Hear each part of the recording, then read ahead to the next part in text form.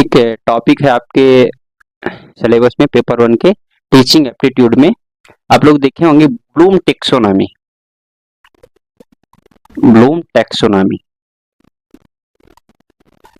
Taxonomy का सीधा सा मतलब है वर्गीकरण। मतलब इसमें सीखने की, लर्निंग की किस प्रकार से क्या उद्देश्य हैं, उसका वर्गीकरण ब्लूम टेक्सोनॉमी के अंतर्गत दिया गया है। किसके द्वारा दिया गया है? तो ये एक शैक्षिक वैज्ञानिक हुए, शिक्षा वैज्ञानिक हुए, जिनका नाम बेंजामिन ब्लूम था। क्या था? बेंजामिन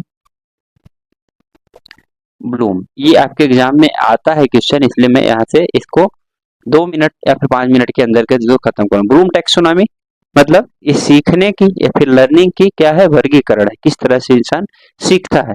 किसने दिया? बेंजामिन ब्लूम ने दिया। उन्होंने वर्गीकरण किया और इसका उन्होंने 3 पक्ष डिसाइड किया कि किस तरह से इंसान सीखता है।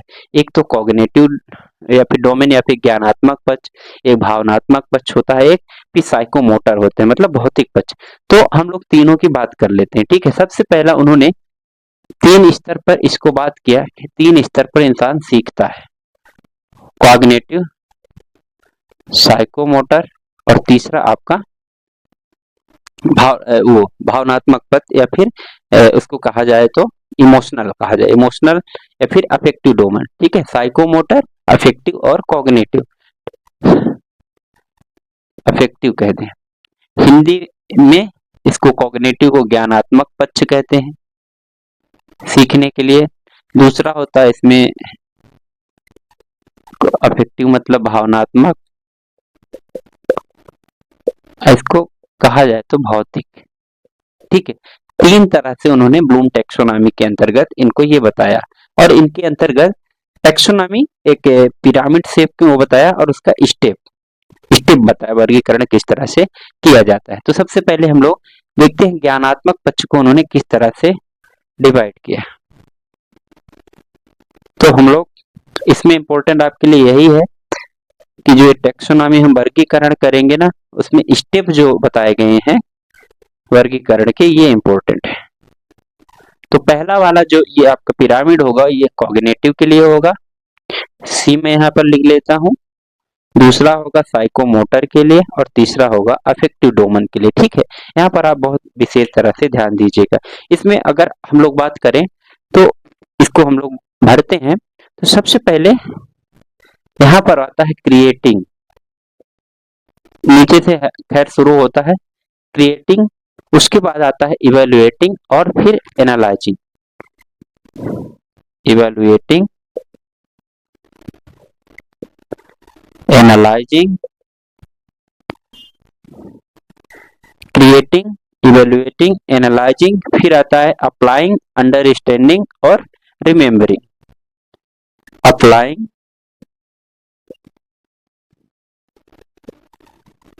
अंडरस्टैंडिंग और आपका लास्ट एफ रिमेम्बरिंग। ये आपके कौन से स्टेप है? ये नीचे से ऊपर जाता है। सबसे पहले remembering, understanding, applying, analysing, evaluating और क्रिएटिंग। इस तरह से इसके टेक्सोनॉमी ऊपर की तरफ जाती है और इनके स्टेप होते हैं। जैसे इसमें अगर कहा जाए तो इवेल्युएटिंग मूल्यांकन कहलाता है, एनालाइजिंग को आप संश्लेषण या विश्लेषण, अप्लाई को क्या कह सकते हैं कि प्रयोग क्या किया जाए, लागू किस तरह किया जाए, अंडरस्टैंडिंग को आप बोध कह सकते हैं और रिमेम्बरिंग को आप रिकॉल या फिर याद करना कह सकते हैं। याद करेंगे, देखिए ज्ञानात्मक पक्ष की बात करें तो याद करने की बात करें, फिर इसको अंडरस्टैंडिंग समझेंगे, अप्लाइंग मतलब लागू करेंगे, एनालाइजिंग मतलब उसमें विशेष विश्लेषण करेंगे, इवैल्यूएटिंग मतलब उसमें का मूल्यांकन करेंगे, क्रिएटिंग मतलब उसमें सृजन किस तरह से हो सकता है और क्या क्रिएटिविटी हो सकती है, ये अगला स्टेप है। ठीक है, तो इसको आप हिंदी में आप ट्रांसलेट कर सकते हैं। ठीक है, इसको आप हिंदी में ट्रांसलेट करने के लिए आप डायरेक्ट गूगल में सारी चीजों को देखेंगे तो यह आपको समझ में आ जाए। फिर ये किसका है? कॉग्निटिव, संज्ञान के लेवल की, ज्ञान के लेवल की बातें की गई है। उसके बाद फिर ब्लूम टेक्सोनॉमी का दूसरा पार्ट हमारा आता है जिसको साइकोमोटर कहते हैं। उसमें क्या क्या स्टेप है, उसका वर्गीकरण किस तरह से ब्लूम या फिर मतलब ब्लूम टेक्सोनॉमी में बेंजामिन ने किया है। तो साइकोमोटर या फिर क्रियात्मक कहते हैं, भौतिक या फिर क्रियात्मक ही भी इसको लिख सकते हैं आप। ठीक है, क्रियात्मक। अब इसमें क्या होता है, इसमें भी ऐसे ही स्टेप होते हैं, ठीक है। तो इसमें स्टेप में अगर देखा जाए तो सबसे पहले इमिटेशन। इमिटेशन मतलब क्या होता है? क्रियात्मक। सबसे इमिटेशन का मतलब क्या होता है? इमिटेशन, हम लोग देखते हैं बच्चा क्या इमिटेशन करता है, मतलब नकल करता है किसी के दूसरे को देख के। ये क्या, कौन सा भाव हुआ? क्रियात्मक, शरीर से संबंधित है, ये आपका दिमाग से संबंधित है, ठीक है। तो क्रियात्मक इमिटेशन। दूसरे नंबर के जब इमिटेशन होगा तो मैनिपुलेशन।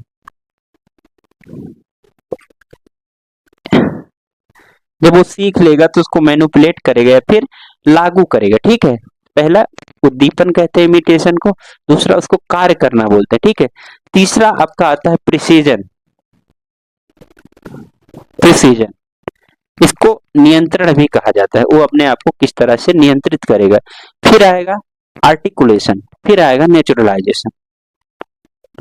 आर्टिकुलेशन और लास्ट आपका है नेचुरलाइजेशन। ये हमेशा नीचे से शुरू होता है। हाँ, थोड़ा सा मैं ये एक चीज और देखूंगा कि ब्लूम टेक्सोनॉमी में नीचे से शुरू होते हैं। आप लोग इसको, ये प्रोसेस जो है इनका स्टेप है इस तरह: इमिटेशन, उद्दीपन, मैनिपुलेशन मतलब कि वो कार्य करेगा, फिर इसको नियंत्रित करेगा, आर्टिकुलेशन को समायोजन करेगा, ठीक है, नेचुरलाइजेशन का प्राकृतिक प्राकृतिक प्राकृतिकरण या फिर आदत पड़ना कह सकते हैं कि उसकी आदत पड़ जाएगी ये सब चीज करने की। ये हम लोग क्या पढ़ रहे हैं? सीखने की स्टेप पढ़ रहे हैं, लर्निंग। लर्निंग का वर्गीकरण किस तरह से किया जाता है। तीसरे नंबर का आपका आता है अफेक्टिव डोमेन। अफेक्टिव डोमेन मतलब भावनात्मक पक्ष से किस तरह से हमारा विकास होता है या फिर वर्गीकरण किया जाता है, ठीक है। तो सबसे पहले रिसीविंग,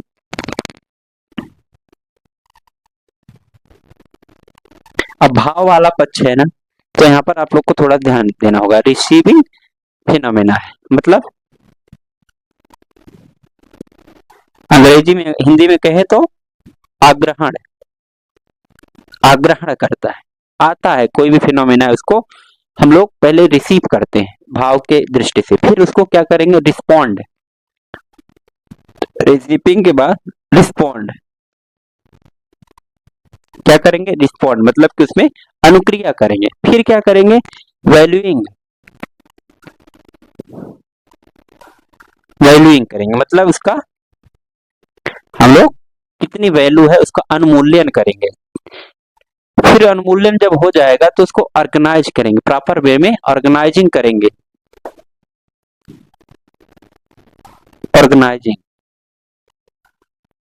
रिसीविंग, कोई चीज रिसीव करेंगे, रिस्पॉन्ड करेंगे, भाव के दिमाग से है, भाव के पक्ष से है आपका, ठीक है, भाव इमोशन के दृष्टि से है, मस्तिष्क के लेवल का। रिसीव, रिस्पॉन्ड, वैल्यूइंग, ऑर्गेनाइजिंग, ठीक है। ऑर्गेनाइजिंग के बाद आपका इंटरनलाइज,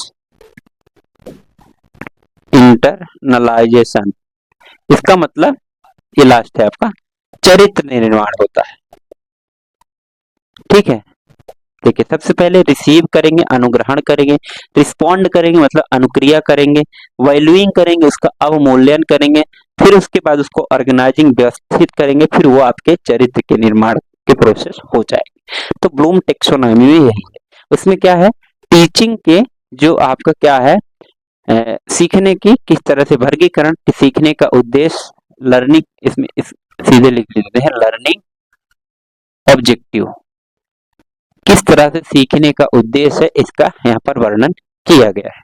तो सबसे पहले अगर हम लोग फिर से एक बार वो करें, रिवाइज करना चाहें तो लोअर, ये लोअर लेवल होता है और ये हायर लेवल होता है, ठीक है।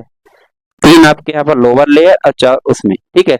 देखिए, फिर से हम रिवाइज करते हैं। कॉग्निटिव ज्ञानात्मक पक्ष, साइकोमोटर भौतिक या फिर क्रियात्मक पक्ष, अफेक्टिव मतलब भावात्मक पक्ष की यहाँ पर चर्चा करते हैं, जिसमें कॉग्निटिव लेवल में आपका आता है रिमेम्बरिंग, याद करना, अंडरस्टैंडिंग समझना, अप्लाई करना लागू करना, एनालाइजिंग विश्लेषण करना, इवेल्युएटिंग मतलब मूल्यांकन करना, क्रिएटिंग मतलब उससे नए नए फिर से सृजन किस तरह किया जाए। फिर था इमिटेशन यानी नकल करना, मैनिपुलेशन मतलब किस तरह से उसको लागू करना, प्रिसीजन मतलब उसको कंट्रोल करना, फिर आर्टिकुलेशन हो गया, नेचुरलाइजेशन हो गया मतलब कि वो आपके आदत में आ गया, ठीक है। फिर आता है अफेक्टिव डोमेन, रिसीविंग फिनोमेना, पहले रिसीव होगा, रिस्पॉन्ड होगा कुछ ना कुछ, वैल्यूइंग होगा, उसको वैल्यू करेगा, ऑर्गेनाइजिंग होगा प्रॉपर, फिर उसके बाद इंटरनलाइजेशन, उसमें चरित्र निर्माण हो जाएगा। 3 लेवल पर उन्होंने सीखने की दृष्टि को देखा।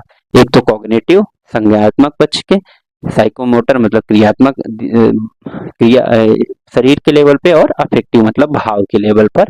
ये 3 तरह के टेक्सोनॉमी या फिर वर्णन किया गया है। तो ये रहा ब्लूम टेक्सोनॉमी। ठीक है, लर्निंग ऑब्जेक्टिव में बात हम लोग कर लिए हैं। ठीक है, फिर अगले टॉपिक को हम अगले दिन लाएंगे।